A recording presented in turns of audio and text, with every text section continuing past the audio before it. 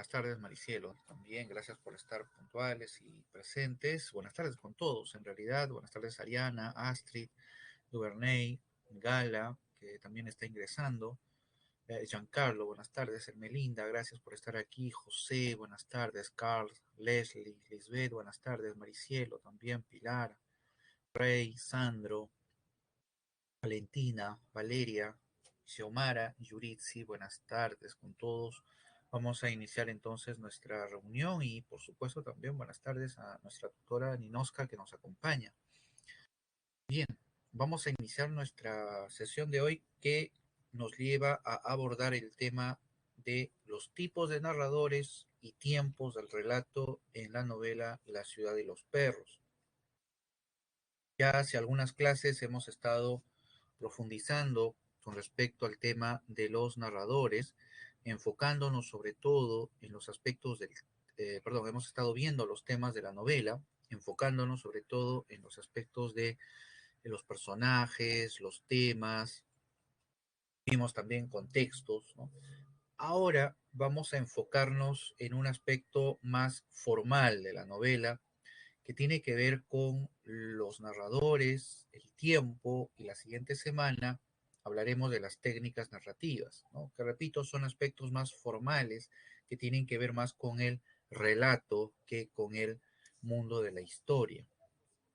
Hoy día nos vamos a enfocar específicamente en los tipos de narradores y en el tiempo del relato. Bien, estos son los dos temas que vamos a trabajar hoy día. Recuerden ustedes cualquier duda, cualquier pregunta, no solamente sobre lo que estamos trabajando hoy, sino sobre lo que se trabajó en anteriores clases o simplemente algún comentario sobre la novela. Bienvenido a través del chat en cualquier momento. Yo estoy pendiente de lo que ustedes comenten o pregunten en cualquier instante, ¿sí? Muy bien, entonces empezamos nuestro recorrido. Vamos a iniciar primero trabajando los tipos de narrador en La ciudad de los perros. Es sin duda un aspecto que ustedes han percibido a la hora de leer la novela. Hay varias voces que se presentan y se cruzan en la novela y eso es precisamente lo que tenemos que trabajar nosotros. Ahora, antes de ingresar ahí, quisiera hacer un comentario brevísimo sobre todos estos conceptos que estamos trabajando. Una obra literaria, ¿ya?, está plagada de elementos significativos, personajes, acciones. Para llegar a capturar los elementos o los sentidos de esa obra literaria, debemos de reconocer precisamente cuáles son sus componentes y ver cómo actúan. Es decir, debemos primero llegar a un momento de descripción de la obra. Y eso es lo que hemos estado haciendo a lo largo de estas sesiones. Hemos estado describiendo los personajes, hemos estado describiendo los temas, hemos descrito ahora, vamos a describir los narradores, el tiempo, los espacios, ¿sí?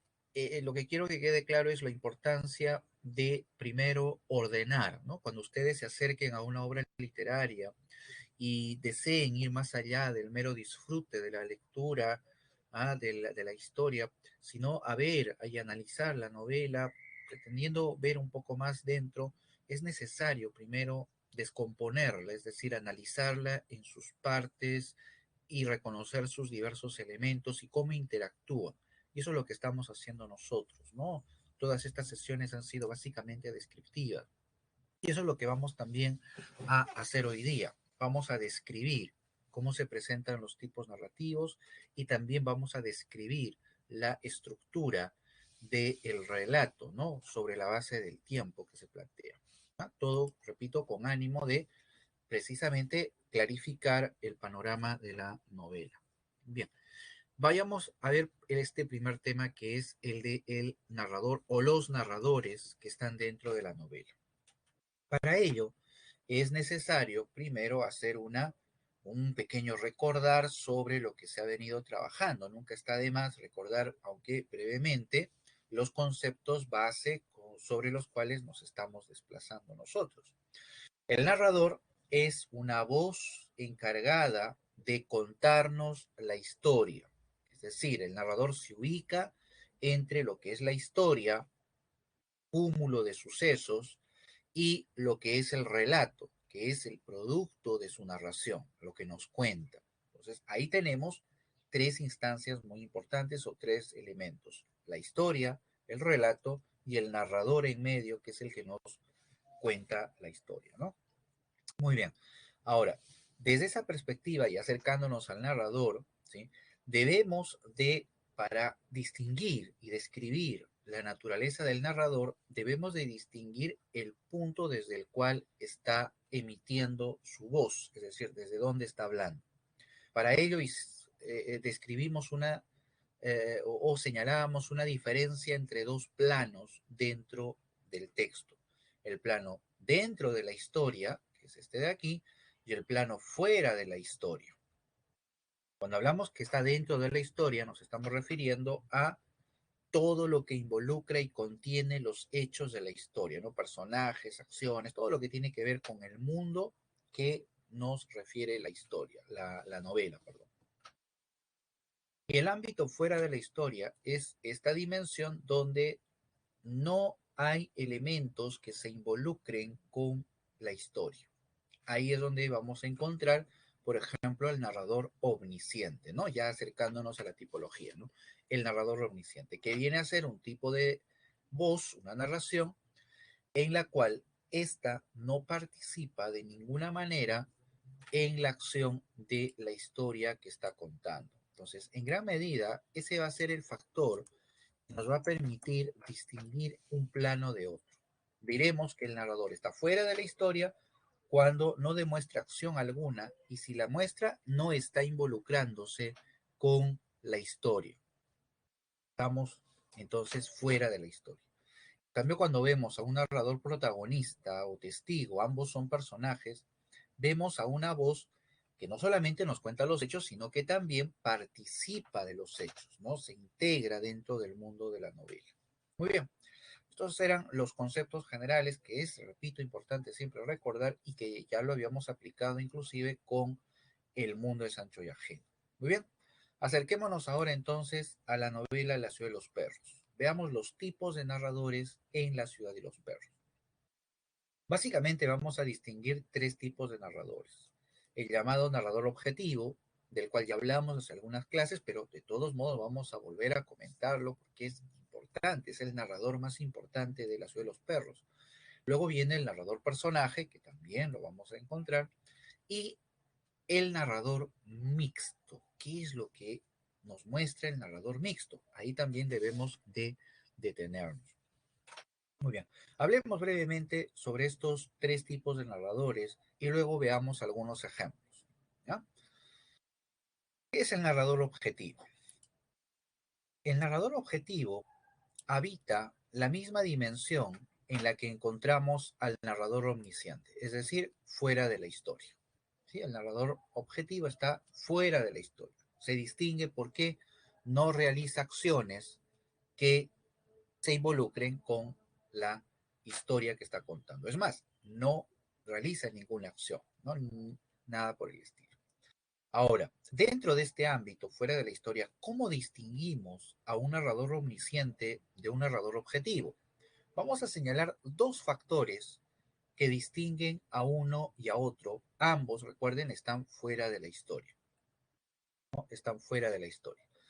Muy bien, el primer rasgo que vamos a señalar como distinción entre uno y otro narrador es con respecto al conocimiento de la historia. En el caso del narrador omnisciente, este nos va a demostrar un abundante conocimiento de la historia. Recuerden ustedes, cuando veíamos El mundo de Sancho y Ajeno, el narrador hacía gala de su conocimiento de toda la historia, ¿no? Apenas iniciaba la novela, ya nos estaba insinuando el retorno de Benito Castro, por ejemplo, ¿no? Ya nos estaba insinuando lo que iba a ocurrir después. Entonces, un conocimiento pleno de la historia y lo muestra, ¿no? No solamente a través de esa mención de hechos posteriores, sino también porque el narrador omnisciente nos habla de los pensamientos y las emociones de los personajes. Entonces, eso también nos muestra de que tiene un conocimiento absoluto. En cambio, el narrador objetivo, por el contrario, muestra un poco conocimiento de la historia. Su mirada está restringida únicamente a las acciones. Y eso es lo que vamos a ver ahora también con ejemplos en el caso de La ciudad y los perros. Vemos ahí que el narrador solo se concentra en contarnos o describirnos detalles, secuencias, acciones de los personajes, más no proyecta hacia el futuro o nos insinúa algo que a nuestros ojos no esté evidente. Entonces, es una mirada parcial. Al narrador objetivo también se le suele llamar narrador parcial, precisamente por esa mirada tan estrecha, digamos, o tan marcada, delimitada que tiene con respecto a la realidad. Muy bien. Otra característica que nos ayuda a distinguir al narrador omnisciente del narrador objetivo es el grado de subjetividad. Lo voy a poner mejor por acá. Es el grado de subjetividad. El narrador objetivo se distingue porque es más subjetivo que el narrador objetivo. El nombre lo dice bastante bien. ¿Cómo vemos eso en el narrador omnisciente? Recuerden ustedes cuando hablábamos de El mundo es ancho y ajeno y señalábamos, ¿no? Ese pasaje, recuerden, lo usé como ejemplo inclusive, cuando el narrador nos cuenta cómo Rosendo Maki va al Cerro Rumi a leer la coca. Y entonces el narrador califica ese acto, ¿no? Dentro de su descripción lo califica como una acción de ingenuidad, una expresión de ingenuidad de el personaje, ¿no? Y llega inclusive a insinuar la imagen de o la idea de la superchería a la hora de hablar de esas creencias. Entonces, ¿qué es lo que vemos ahí?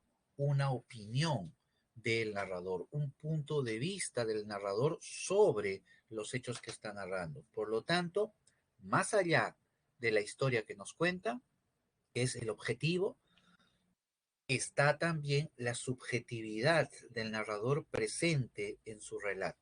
Eso es un narrador omnisciente también, ¿no? Es muy subjetivo, está muy presente su punto de vista, llega a calificar a los personajes, llega a decirnos lo que debemos de pensar sobre el personaje, y eso hace el narrador en El mundo de Sancho Ajeno. Nos dice, Rosendo Maki es bueno, es justiciero.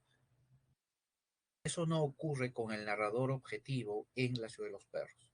El narrador objetivo se limpia totalmente de cualquier subjetividad.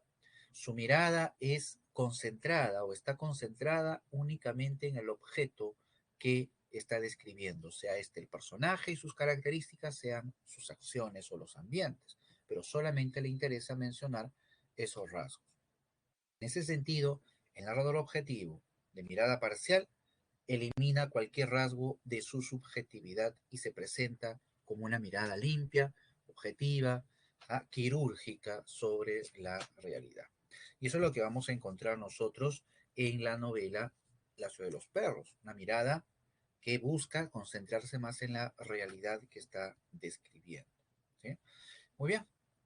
Entonces, y eso es lo que vamos a encontrar, ¿no? Lo vamos a ver a través de un ejemplo en el caso del narrador objetivo, que es el más importante de la novela.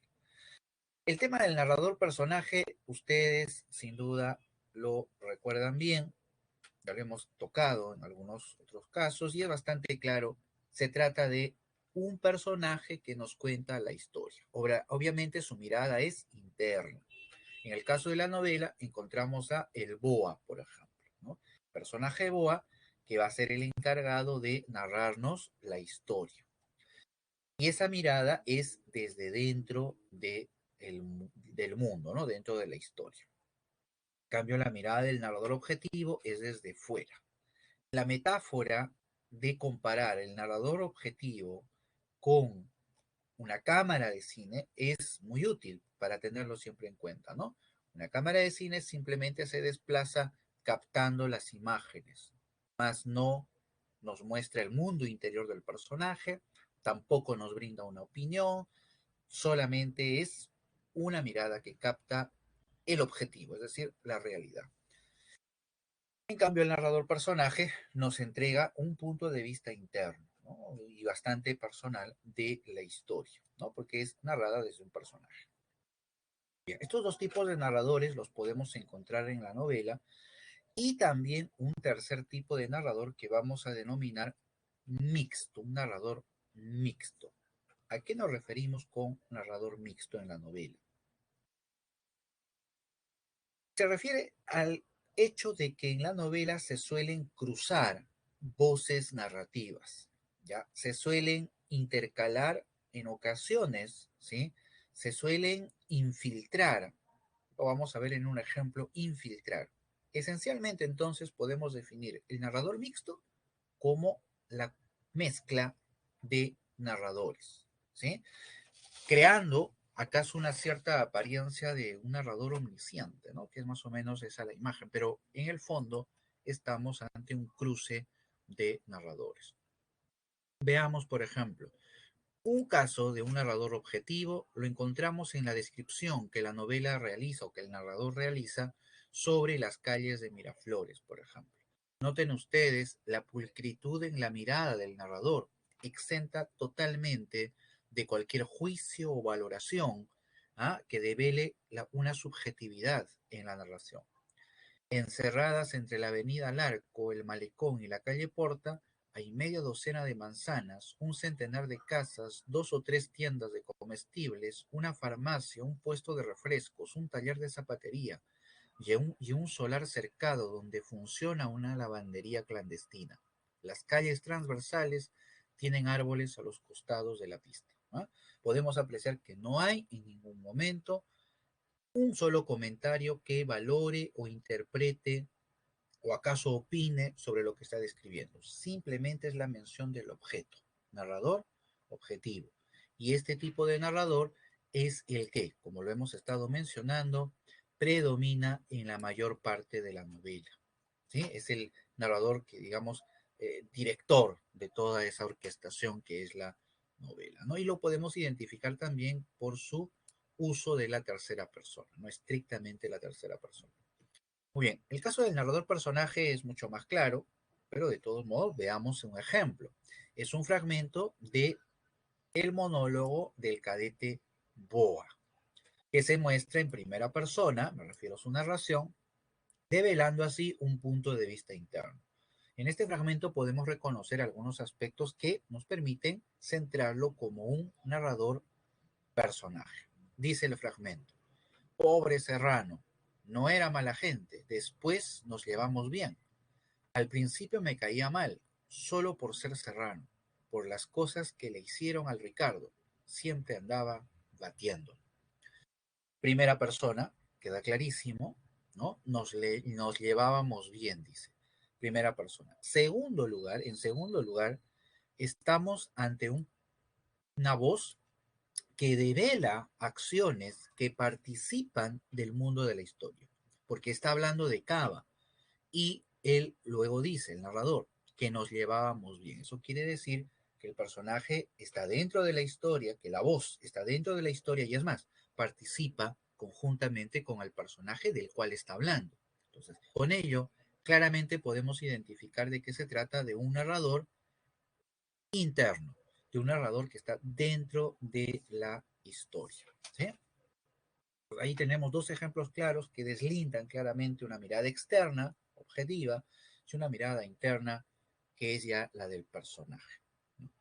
Muy bien, vayamos al último caso de estos tres tipos que estamos describiendo. Es el narrador mixto, que consiste en, como lo estuvimos diciendo, en la mezcla de narradores.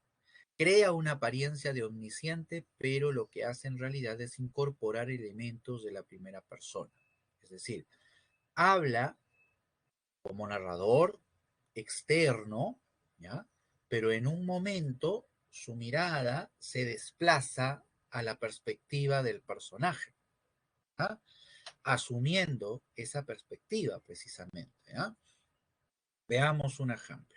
Es decir, en otras palabras, es el cruce simplemente de una mirada externa y una mirada interna. Estos dos son los que se combinan en el narrador mixto. Veamos. Dice el ejemplo, dice, mientras más aventuras sexuales describía ante sus compañeros, ¿no? Ahí claramente vemos que se trata de un narrador externo. Más intensa era la certidumbre de que nunca estaría en un lecho con una mujer. ¿Ves? Sigue hablando con respecto al personaje, externo a la mirada, salvo en sueños, y entonces se deprimía y se juraba que la próxima salida iría a Guatica, aunque tuviese que robar 20 soles, aunque le contagiaran una sífilis. Este comentario final no nace del narrador, sino nace de asumir la perspectiva del personaje, ¿sí?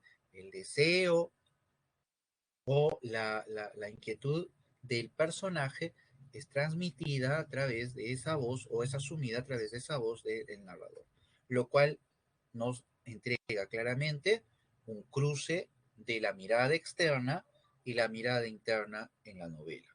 ¿Sí? Giancarlo hace un comentario y dice, lo atraparon. ¿A quién lo atraparon? Eh,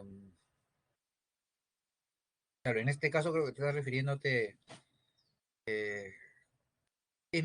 bueno, sí, ¿no? Bueno, aunque eso, si vamos por ahí, por el comentario que estás planteando, no sé si lo atraparon o no, porque con respecto a lo que él señala, ¿no? De sus aventuras, etcétera, ¿no? Claro, alguno por ahí le dice que él nunca fue, ¿no? Y al final el otro termina yendo luego a escondidas.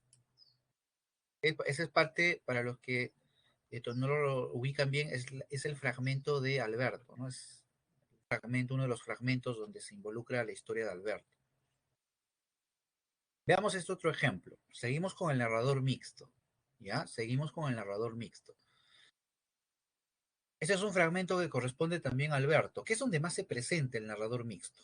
¿Ya? En el caso de Alberto. ¿Ya? En las historias de Ricardo, no se presenta mucho ahí, pero más en Alberto. Dice este fragmento. A ratos se detiene. Está describiendo cuando Alberto escribía sus novelitas. ¿Ya? A ratos se detiene y sin levantar los ojos del libro espera de inmediato surge en la algarabía el fragor de las protestas, ¿no? Está viendo a Alberto escribiendo y los demás están alrededor de él. De pronto, esta que es la voz del narrador se ve sustituida por la voz del personaje. Repite Bayano, ya se me está ocurriendo una buena cosa para pasar el tiempo y ganarme unos centavos. Y mi madre rogando a Dios y a los sábados, y a los santos, sábado y domingo. Nos arrastrará a todos por la senda del mal. Mi padre está embrujado por las Eleodoras. Esto corresponde a la voz de Alberto. Y de ahí, como narrador, y de ahí luego vemos nuevamente la focalización externa con el narrador objetivo. Después de leer 3 o 4 veces el libro enano de páginas amarillentas, Vallano lo guarda en el bolsillo de su sacón. Entonces, aquí hay dos hechos que hay que destacar. Uno, una mirada externa, la del narrador objetivo, que luego es reemplazada por la mirada interna del personaje. Segundo, también hay dos planos temporales aquí, porque uno es el momento cuando Alberto está escribiendo y el otro es el momento cuando Vallanos les está leyendo la novela, ¿no? Entonces hay un cruce ahí también de tiempos. Ahora, hay un detalle dentro del habla de Alberto que también vale la pena destacar. Cuando él está hablando, ¿no? Y dice, mi madre rogando a Dios y a los santos, sábado y domingo, está hablando hasta ahí Alberto, pero de pronto se introduce una frase que no es de Alberto, nos arrastrará a todos por la senda del mal. Es una frase de la madre.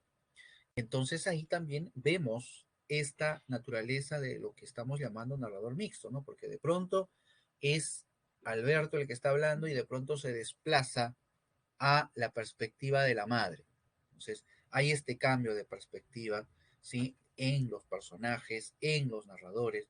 A eso nos referimos con un narrador mixto, ¿no? Un narrador que se desplaza de una perspectiva externa a una perspectiva interna, de la perspectiva de un personaje a la perspectiva de otro personaje, y va cambiando, va desplazándose, produciendo precisamente esta mezcla de elementos. ¿Sí? Muy bien. ¿Sí? Queda claro entonces la naturaleza del narrador mixto. ¿Sí? Muy bien. Veamos algunas preguntas del cuadernillo que apuntan precisamente al tema de los narradores. En la primera pregunta, ustedes encuentran la mención precisamente de las tres perspectivas que predominan en la novela. La externa, la del narrador objetivo, la interna, la de los personajes, y la mixta, que combina las dos anteriores. Dice, la interna corresponde a la voz del. Ahí es donde ustedes claramente, muy bien, Ray, distinguen esos dos niveles, ¿no? Lo externo y lo interno. Todo lo que está dentro de la historia pertenece a los personajes y ellos desarrollan la historia, ¿no? Correcto. Se trata de un narrador personaje. Muy bien, Ray y Pilar. Dos, en el fragmento siguiente, dice, es una descripción. Cuando el viento de la madrugada irrumpe sobre la perla, empujando la neblina hacia el mar y disolviéndola, y el recinto del Colegio Militar Leoncio Prado se aclara como una habitación colmada de humo, cuyas ventanas acaban de abrirse, un soldado anónimo aparece bostezando en el umbral del galpón y avanza restregándose los ojos hacia las cuadras de los cadetes. La cometa que lleva en la mano se balancea con el viento de su cuerpo y en la difusa claridad brilla. Vemos una descripción que es el momento cuando va a tocarse la día, está amaneciendo en el colegio. La pregunta dice, con respecto al fragmento citado de la novela, marque la alternativa que contiene la afirmación correcta. A ver, vamos a contrastar entonces. Dice, hay contraste entre naturaleza y urbe. En el fragmento sí se menciona la naturaleza, el mar, símbolo, muy bien, y se menciona la urbe, se habla de la perla. Entonces, ¿estamos ante estos dos conceptos? Sí, pero ahí es donde hay que observar si esos dos conceptos dentro de ese fragmento se plantean como contrapuestos, ¿no? Se plantean como contrapuestos, así como cuando lo vimos en El mundo es ancho y ajeno. En El mundo es ancho y ajeno, Rumi y la hacienda son dos conceptos que la novela propone precisamente como contrapuestos porque uno representa la libertad y el otro representa la esclavitud. Pero en este fragmento vemos que no hay esa oposición. Si bien se menciona la naturaleza y la urbe, no se está estableciendo una oposición. Entonces la uno no es. El punto de vista es interno. No hay ningún elemento dentro de este fragmento que nos diga que la voz realiza una acción dentro de la historia o haya participado dentro de la historia. No podemos decir que sea interna la mirada. Tampoco es la dos. Destaca el lenguaje coloquial.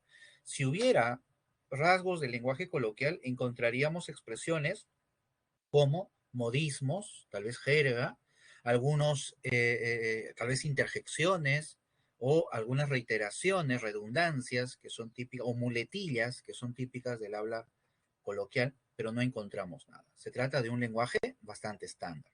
Entonces, no es. Se trata de un narrador objetivo. Tenemos que ver qué es lo que distingue al narrador objetivo.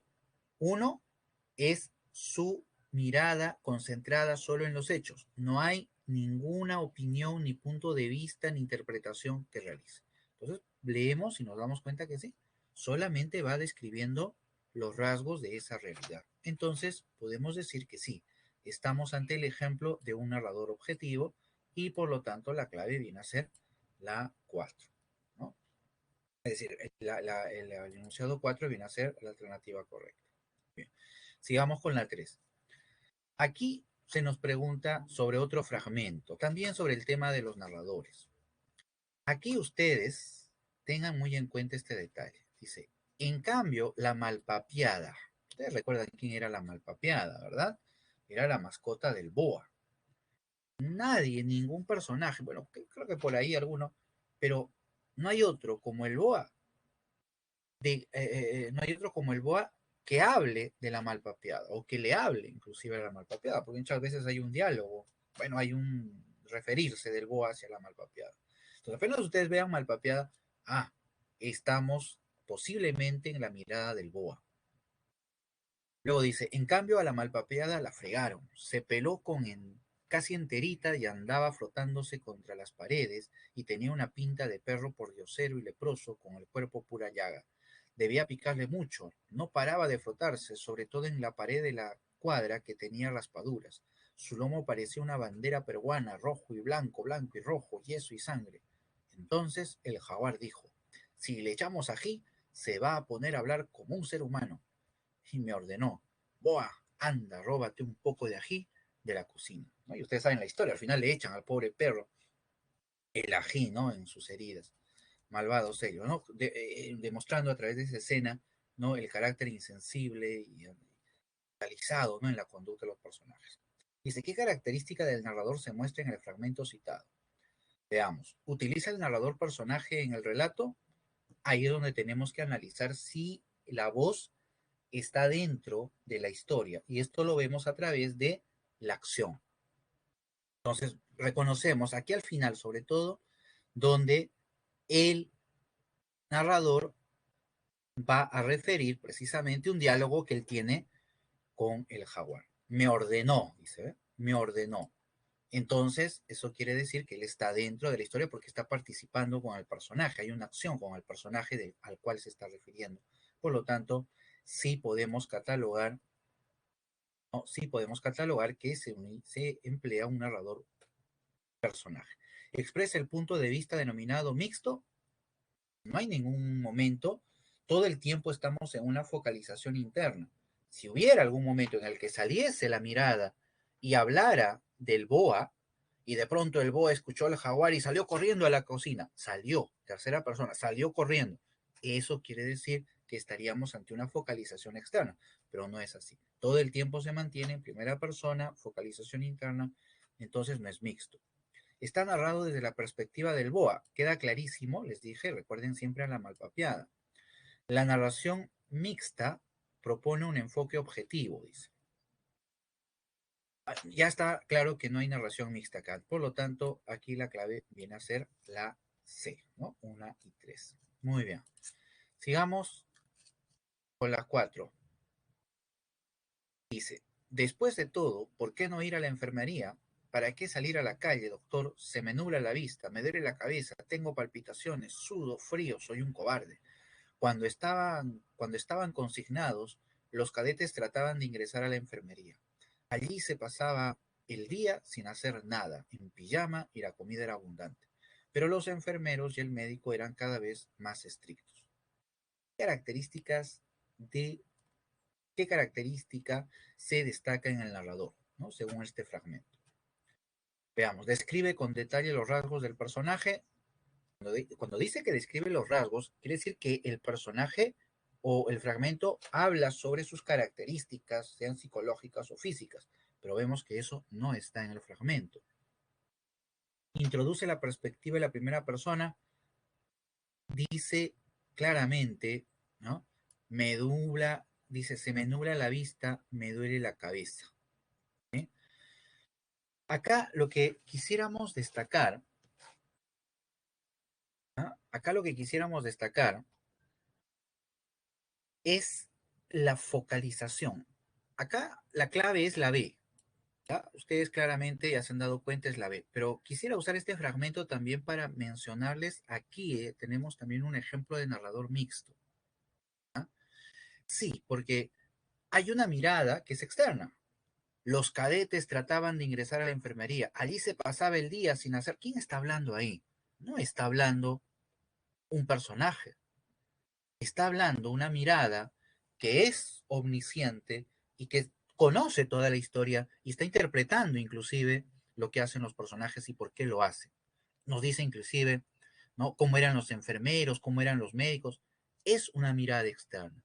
Pero esa mirada externa comparte, ¿ah?, la narración con una mirada interna. ¿Quién habla cuando dice, doctor, se me nubla la vista, me duele la cabeza? ¿Ese es un narrador omnisciente? No, no es el omnisciente, es un narrador focalizado dentro de la historia.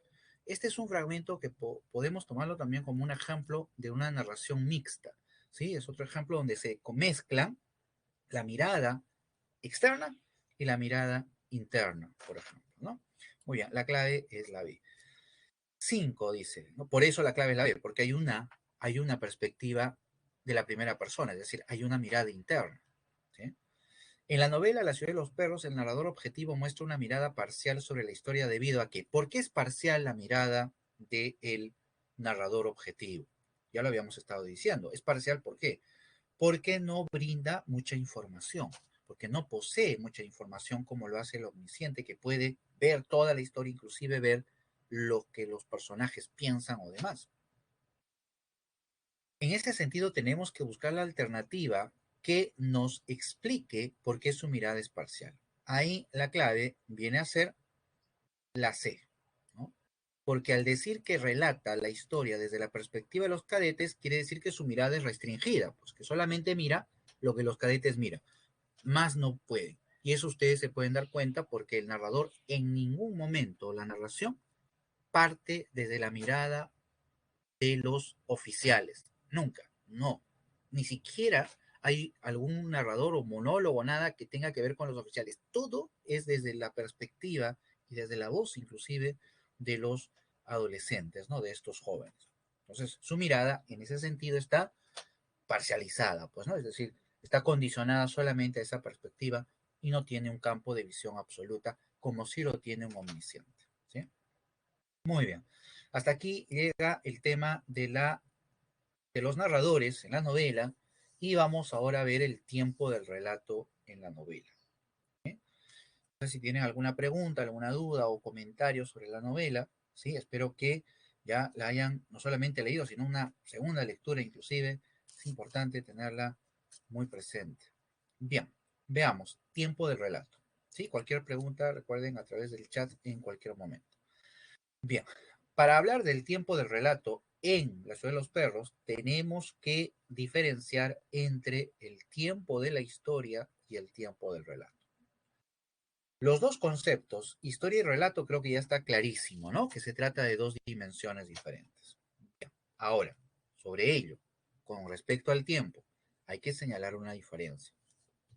Cuando hablamos del tiempo de la historia, estamos hablando de el transcurrir de los hechos según la normalidad, es decir, la nuestra, por ejemplo, ¿no? Los hechos, las acciones se realizan según una sucesión cronológica y lógica, ¿no? Entonces hay toda una medición, tiempo de la historia. Una novela jamás va a poder reproducir el tiempo de la historia con exactitud. Nunca, jamás. ¿Por qué? Porque es imposible.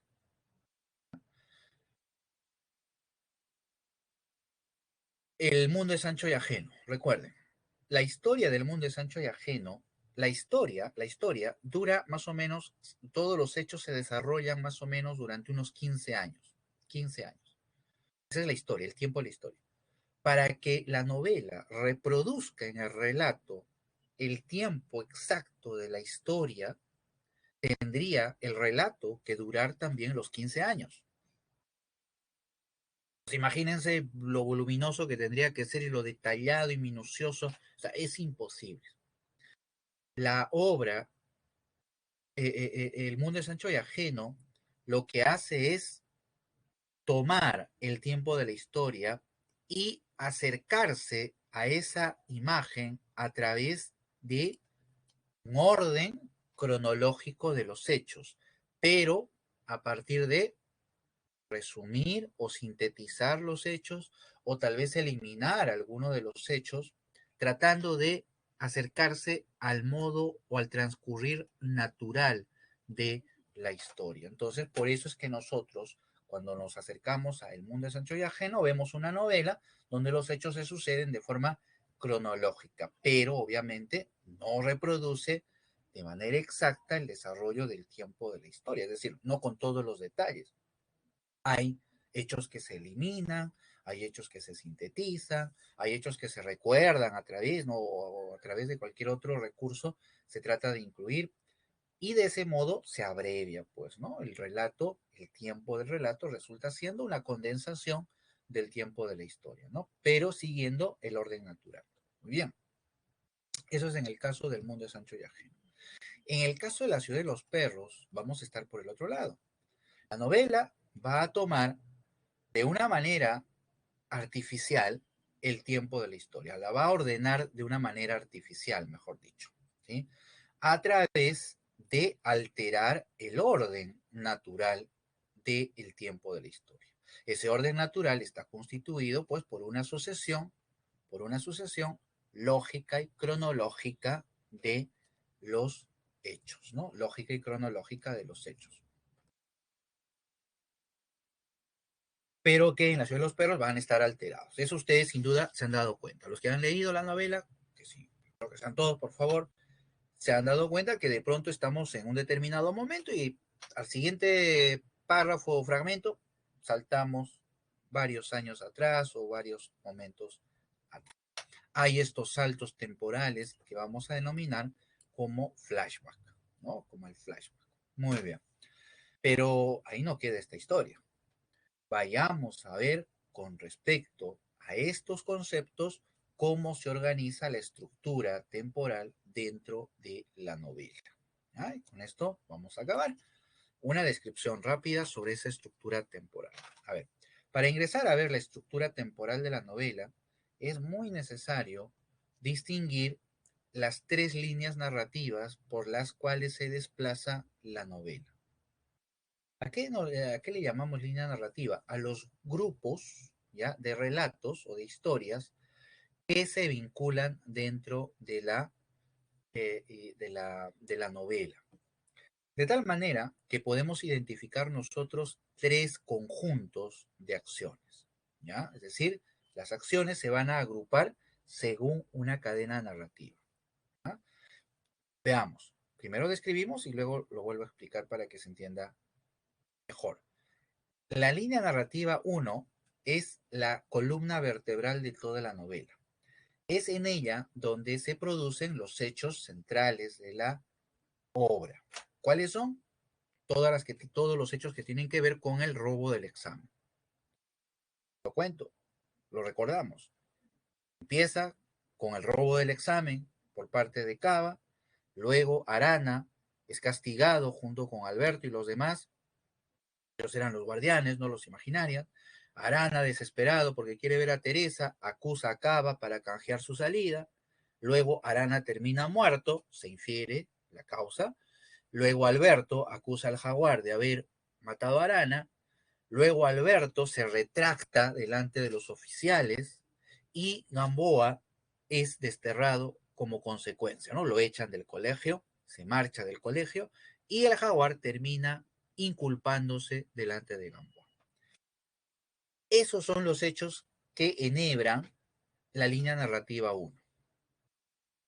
La línea narrativa 2, vamos a encontrar ahí varios fragmentos de la novela que van a referir las historias de los tres personajes principales, Alberto, Ricardo y el jaguar. Entonces, todos esos fragmentos que hablan del pasado antes del colegio, del pasado de Alberto, Ricardo y el jaguar, van a constituir lo que vamos a llamar la línea narrativa 2.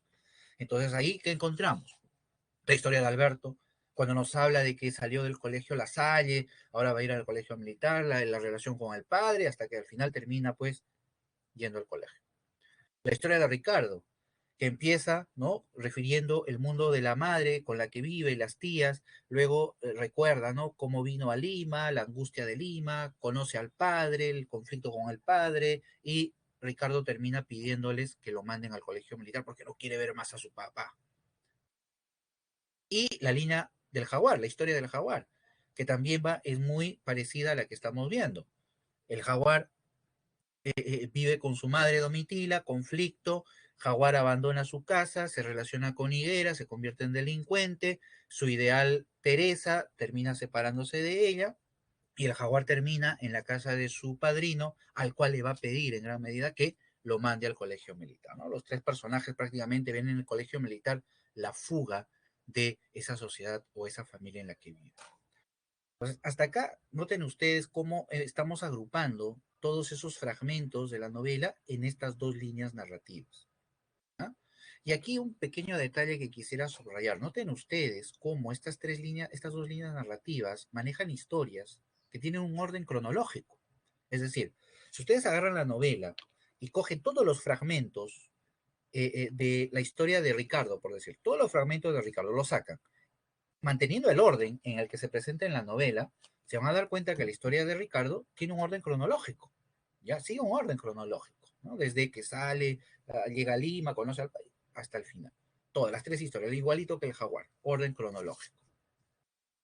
La tercera línea narrativa es el conjunto de hechos que describen el mundo de los cadetes en el colegio. Esos 3 años. Hay varios fragmentos de la novela donde se hablan de eventos donde los cadetes participan y que forman parte pues del ambiente. Por ejemplo, el bautizo, ¿no? Por ejemplo, cuando realizan estas competencias sexuales, de virilidad, la anécdota de las gallinas, por ejemplo, tomemos esa anécdota de la gallina, ¿no? Esa anécdota no contribuye para nada con el desarrollo de la línea narrativa 1, pero no tiene nada que ver con el examen. Tampoco contribuye con la línea narrativa 2, no tiene nada que ver con las historias de los tres personajes. En ese sentido, el hecho de que se presenten ese tipo de escenas, como el de la gallina, como el toque de Diana, por ejemplo, la descripción del amanecer, ese tipo de escenas tiene que ver con la descripción del ambiente, del mundo de los cadetes, ¿sí? Dentro del colegio. Entonces, es una tercera línea narrativa de la novela, aunque menor en gran medida. Muy bien. Era importante, repito, describir estas tres líneas narrativas. ¿Por qué? Porque sobre la base de eso se va a estructurar la línea de tiempo en la novela. ¿Y cómo se va a estructurar? De la siguiente manera. Perdón. Tenemos una columna vertebral que es la línea narrativa 1, que es la que acabamos de ver, donde están todos los hechos que involucra el robo del examen, que es la columna vertebral, vuelvo a repetirlo. En esa línea, de pronto en la novela, vemos que se introducen fragmentos que provienen de las historias de la línea narrativa 2, tanto de la historia del poeta como la historia del esclavo, como de la historia del jaguar. Se van interpolando. Y entonces crean ese efecto de fragmentación de la línea narrativa de la obra. Lo que está sucediendo es la interpolación de una línea narrativa dentro de la principal. Y repito, creando esa fragmentación, de tal manera que el lector, cuando está leyendo la obra, de pronto lo que encuentra es un flashback, es un ir hacia atrás, ¿no? Al momento de incrustarse con o encontrarse con una historia que pertenece a la línea narrativa 2. Lo mismo va a suceder con la línea narrativa 3, que va a alimentar en gran medida también el relato. De tal manera entonces que lo que ha hecho nuestro narrador es crear un tejido, ¿sí? Donde ha ido enhebrando estas tres líneas narrativas, tejiéndolas, cruzándolas y creando de ese modo el efecto de fragmentación, ¿ah? De alteración del orden dentro de la estructura narrativa de la novela. Veamos un ejemplo más concreto de lo que estamos hablando. Vayamos, y estoy seguro que todos han leído, vamos que sí, han leído el primer capítulo de la primera parte de la novela. ¿Ya? El primer capítulo es la parte inicial de la novela. Ese, esa parte inicial, ¿ya? De la novela está fragmentada en 5 partes. ¿Ya? Está fragmentada en 5 partes. Empieza con la escena del robo del examen, la tirada de dados, el arrojo de los dados, ¿no? La suerte. ¿Quién va a ir? El narrador objetivo empieza describiéndonos la escena. 4, dijo el jaguar. Los rostros se suavizaron en el resplandor vacilante que el globo de luz se difundía en el recinto. Fíjense esa descripción del objetivo, tan minucioso, detallado, concentrado en el objeto que describe. A través de escasas partículas limpias de vidrio, el peligro había desaparecido para todos, salvo para Porfirio Cava. Los dados estaban quietos, marcaban 3 y 1. Su blancura contrastaba con el suelo sucio. 4, repitió el jaguar. ¿Quién? Yo, murmuró Cava. Dije 4. Y la suerte estaba echada, ¿no? Al pobre Cava. Inmediatamente termina ese bloque, hay un espacio en blanco en la novela y se inicia otro bloque. Pero ese bloque ya no pertenece a la línea narrativa 1, sino a la línea narrativa 2, a la historia de Ricardo. Y nos cuenta lo que dentro de la historia de Ricardo es el primer momento, cuando Ricardo Está en la casa y empieza a recordar su llegada a Lima. Ha olvidado la casa de la avenida Salaverry en Magdalena Nueva, donde vivió desde la noche en que llegó a Lima por primera vez, y el viaje de 18 horas en automóvil. Iba con el rostro pegado a la ventanilla y sentía su cuerpo roído por la excitación. Voy a ver Lima, decía. A veces su mamá lo atraía hacia ella, murmurando, Richie, Ricardo. Acaba ese bloque que se concentra en la historia de Ricardo y retorna el narrador a el tiempo de la línea narrativa 1. Y nos encontramos con un hecho posterior a la tirada de dados que es la guardia, entre la guardia que está realizando entre Alberto y Ricardo, ya cadetes en el colegio. Y ahí es donde los personajes se presentan a través de un diálogo donde sitúan a los tres personajes principales.